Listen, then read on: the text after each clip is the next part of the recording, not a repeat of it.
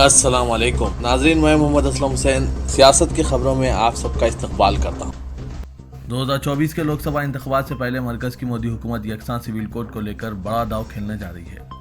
ज़राए के मुताबिक मरकज़ी हुकूमत आइंदा मानसून इजलास में पार्लियामेंट में यकसां सिविल कोड बिल पेश कर सकती है। हुकूमत ने पार्लियामेंट के मानसून इजलास में यकसां सिविल कोड बिल लाने की तैयारी कर ली है। यकसां सिविल कोड कानून से मुतालिक बिल पार्लिमानी कमेटी को भी भेजा जा सकता है। यकसां सिविल कोड के हवाले से अरकान पार्लियामेंट की राय जानने के लिए पार्लिमानी कायमा कमेटी का इजलास 3 जुलाई को तलब कर लिया गया है। इस मामले पर लॉ कमीशन, कानूनी उमूर के महकमा और कानून साज महकमों के नुमाइंदों को बुलाया गया है। 14 जून को इन तीनों महकमों के नुमाइंदों को लॉ कमीशन ने यकसां सिविल कोड पर आम लोगों से तजावीज़ तलब करने के मामले पर बुलाया था। इस खबरनामे को MS एजुकेशन की जानिब से स्पॉन्सर किया जा रहा है। अल्हम्दुलिल्लाह मेरे 2 बेटियां हैं। मेरे MS कॉलेज से पढ़े सो है लोग, एक BPC लिए हुए हैं सुमेरा और एक MPC लिए हुए हैं महरीन बेगम। I have scored 991 out of 1000. I have secured 984 out of 1000. मेरा बेस्ट डिसीजन है MS को सेलेक्ट करने का। और हमारे बच्चे और आगे कामयाब हो, हमारी ये दुआ है। Please click the following link in description for more details.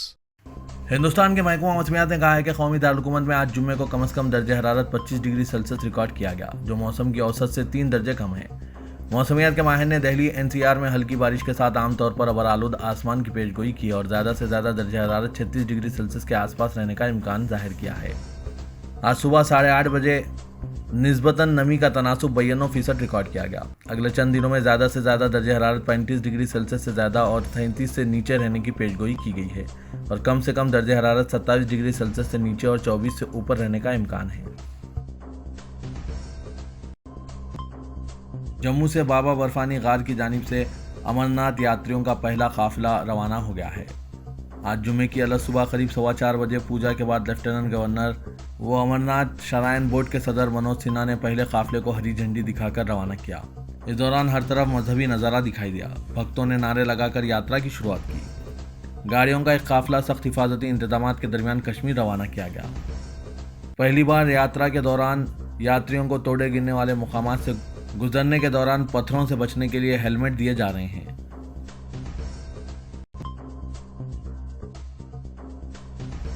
School college के बाद अब ऑपरेशन थिएटर में भी हिजाब पर तनाज़ा छिड़ गया है। तिरुवनंतपुरम के गवर्नमेंट मेडिकल कॉलेज की 7 तालिबान ने ऑपरेशन थिएटर में हिजाब पहनने की इजाज़त ना मिलने पर प्रिंसिपल को खत लिखा है। इन तालिबान ने हिजाब को लंबी बाजू वाली स्कर्फ, जैकेट्स और सर्जिकल हेड से बदलने की इजाज़त तलब की है। तालिबान ने खत में लिखा है कि इन्हें अपने मजहबी अकायद के मुताबिक हर वक्त सर ढांपना होगा और ऑपरेशन थिएटर के अंदर हिजाब पहनना मुमकिन नहीं है, इसलिए इन्हें इसके बजाय लंबी आस्तीन वाली जैकेट्स और सर्जिकल हेड पहनने दें।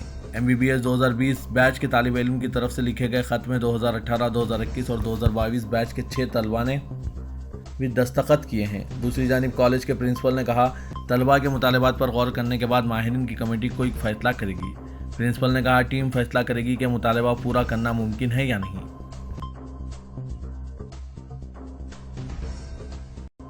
तमिलनाडु के गवर्नर RN रवि ने जेल में कैद वजीर V सेंथिल बालाजी को वजारती कौंसिल से बर्खास्त कर दिया है। तमिलनाडु के राजभवन ने बयान जारी करके कहा है कि V सेंथिल बालाजी कई मुलाजमतों के एवज रिश्वत लेने और बदउनवानी के कई संगीन मामलों में कार्रवाई का सामना कर रहे हैं। इस मामले पर तमिलनाडु के वज़ीर आला MK स्टालिन ने कहा कि गवर्नर के पास किसी वजीर को काबीना से बर्खास्त करने का कोई इख्तियार नहीं है। हम इस मामले का कानूनी तौर पर सामना करेंगे। वहीं राजभवन के बयान में कहा गया है कि थेरोई बालाजी एक वजीर के तौर पर अपने ओहदे का गलत इस्तेमाल करते हुए तफ्तीश को मुतासिर कर रहे हैं। इनके खिलाफ इंसदाद बदउनवानी कानून और ताज़रात हिंद के तहत कुछ दीगर फौजदारी मामलों की तफ्तीश पुलिस की जानिब से की जा रही है। राजभवन की जानिब से कहा गया है कि इस बात का खदशा है कि बालाजी का उजरा की कौंसिल में जारी रहना मुनसिफाना तहकीकात समेत कानून के मुनासिब अमल को बुरी तरह मुतासिर करेगा, जिससे रियासत में आईनी मिशनरी टूट सकती है। इन हालात में गवर्नर ने सेंथिल बालाजी को फौरी असर के साथ उजरा की कौंसिल से बरतरफ कर दिया है। भीम आर्मी के सरबराह चंद्रशेखर आज़ाद पर कातिलाना हमले के मामले में इंकशाफ हुआ है कि वाक़े से 4 रोज़ कबल इन्हें फेसबुक पर जान से मारने की धमकी दी गई थी। रिपोर्ट के मुताबिक यह धमकी छत्रया ऑफ अमेठी नामी फेसबुक पेज से दी गई थी। पोस्ट में लिखा गया था कि चंद्रशेखर को जिस दिन मारेंगे अमेठी के ठाकुर ही मारेंगे, वो भी दिन दहाड़े बीच चौराहे पर। चंद्रशेखर पर चारशुम्बे को हमला होने के बाद इस पेज पर एक पोस्ट में कहा गया था कि बच गया साला, अगली बार नहीं बचेगा। दोनों पोस्ट अब सोशल मीडिया पर वायरल हो रहे हैं, जबकि FBH को डिलीट कर दिया गया है। मामले का नोटिस लेते हुए अमेठी पुलिस ने फेसबुक पेज के मालिक को हिरासत में ले लिया है और पूछताछ जारी है। भीम आर्मी चीफ चंद्रशेखर आजाद पर चारशुंबे को जानलेवा हमला हुआ था, जिसमें एक गोली इनकी कमर को छूकर बाहर निकल गई थी। फौरी तौर पर इलाज के लिए इन्हें देवबंद के अस्पताल में दाखिल कराया गया था।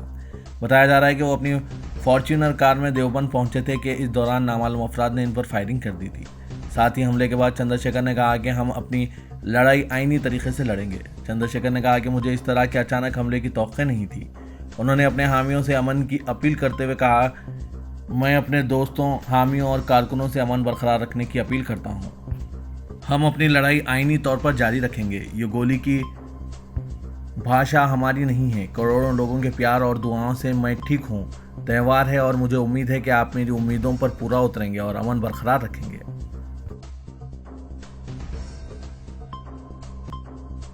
विश्व हिंदू परिषद मजहब की तब्दीली और लव जिहाद का मुकाबला करने के लिए खानदान में इत्तेहाद के बारे में मुल्क गिर बेदारी मुहिम के हिस्से के तौर पर मखसूस तारीखों पर यात्रा निकालेगी।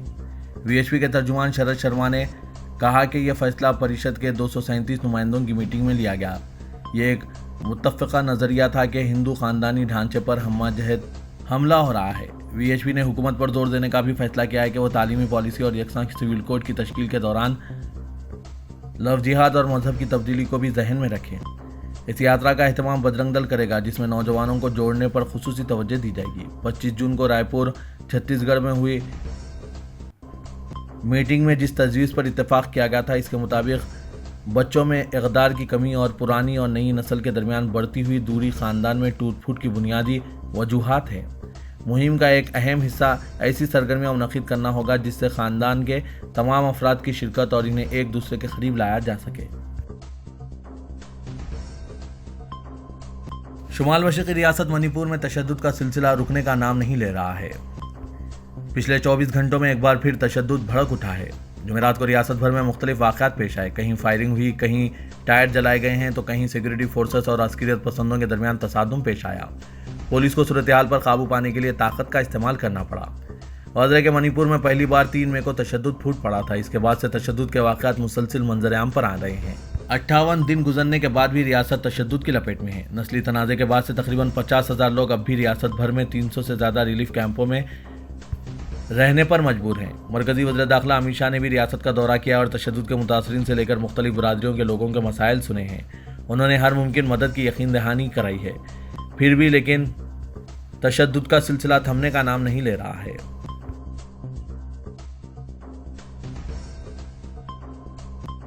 सऊदी अरब के शाह सलमान बिन अब्दुल अजीज की जानिब से वली अहद शहजादा मोहम्मद बिन सलमान ने रियासती हुक्काम, सरकारी इदारों के सरबराहान और वफूद, मजहबी शख्सियात और हज अदा करने वाले दीगर मुअज़्ज़िज़ीन के लिए एक इस्तक़बालिया का अहतमाम किया।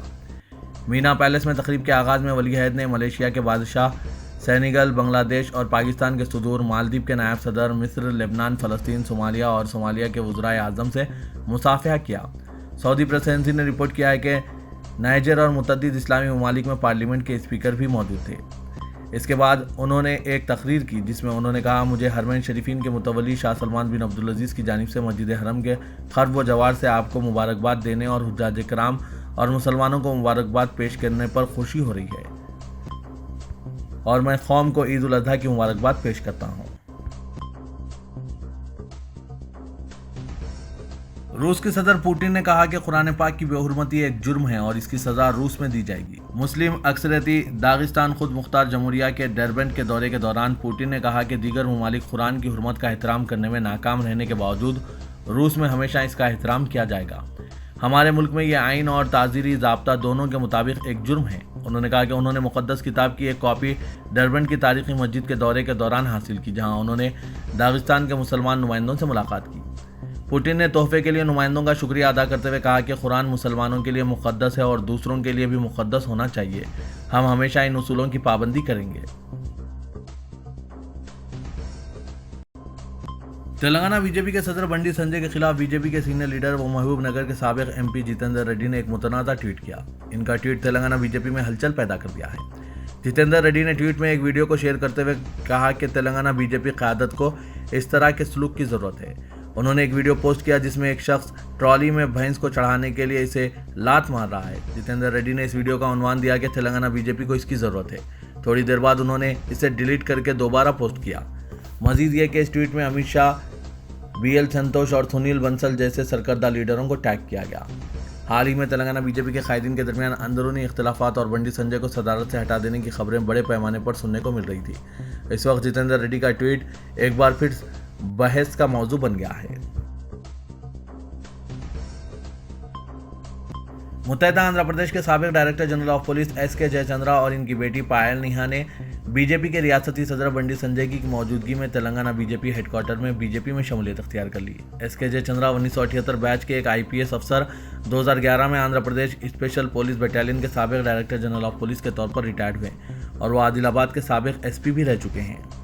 बाज़ादा मीडिया से खिताब करते हुए बंडी संजय ने कहा कि रिटायर्ड पुलिस अफसर और इनकी बेटी ने बीजेपी में शमूलियत अख्तियार की क्योंकि इन्हें पार्टी के नज़रियात और वज़ीर-ए-आज़म नरेंद्र मोदी की पॉलिसियां पसंद आई।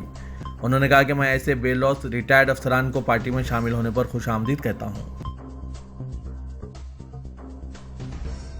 भारतीय राष्ट्र समिति यानी BRS के लीडर और बोधन के MLA शकील आमिर मोहम्मद ने दावा किया है कि MLA के कत्ल की कोशिश के इल्जाम में हाल ही में गिरफ्तार किए गए AIMIM के कारकुनान एक बड़े मुजरिमाना नेटवर्क का हिस्सा थे। ईद के मौके पर एक वीडियो बयान में उन्होंने कहा कि हमलावरों के दहशतगर्दाना रवाबित थे। वो एक मुलजिम के रिश्तेदारों की तरफ से हरासा किए जाने के इल्जामात का जवाब दे रहे थे। ईद के मौके पर एक मुलजिम के वालिद ने ईदगाह में कहा कि इनका बेटा बेकसूर है।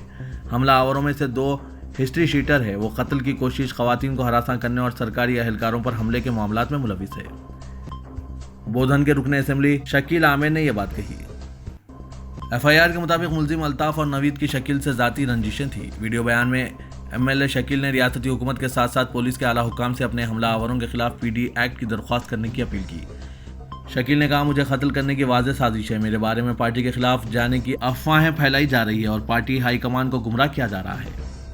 26 जून को ऑल इंडिया मजलिस इत्तेहादुल मुस्लिमीन के सदर असदुद्दीन ओवैसी ने एक बयान जारी किया जिसमें कहा गया था कि इनकी पार्टी आइंदा असेंबली इंतखाबात में बोधन के MLA शकील को सबक सिखाएंगी।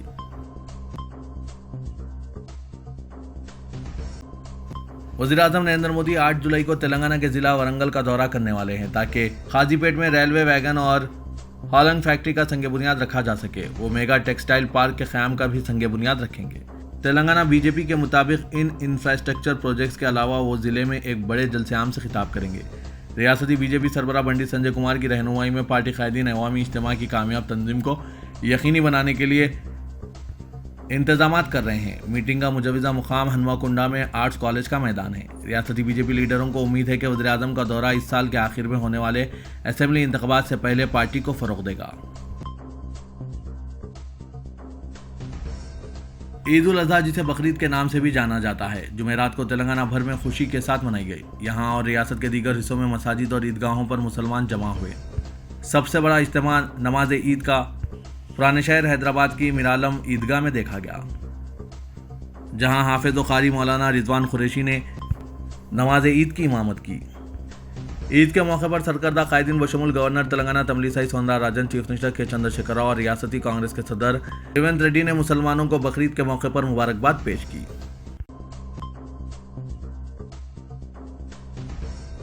तेलंगाना हाईकोर्ट ने रियासती हुकूमत को हिदायत दी है कि वो रियासत में गाय ज़ुबा कानून पर अमल करने के इक़दामात करें। गायों की मुंतकली के खिलाफ कार्रवाई करने के लिए योगा तुलसी फाउंडेशन के चेयरमैन शिव कुमार की जानिब से हाईकोर्ट को मफाद आमा के तहत ख़त लिखने पर चीफ जस्टिस की बेंच ने नाराज़गी जाहिर की और कहा कि ईद उल अज़हा से कबल ख़त रवाना करने से किस तरह अहकामात जारी किए जा सकते हैं।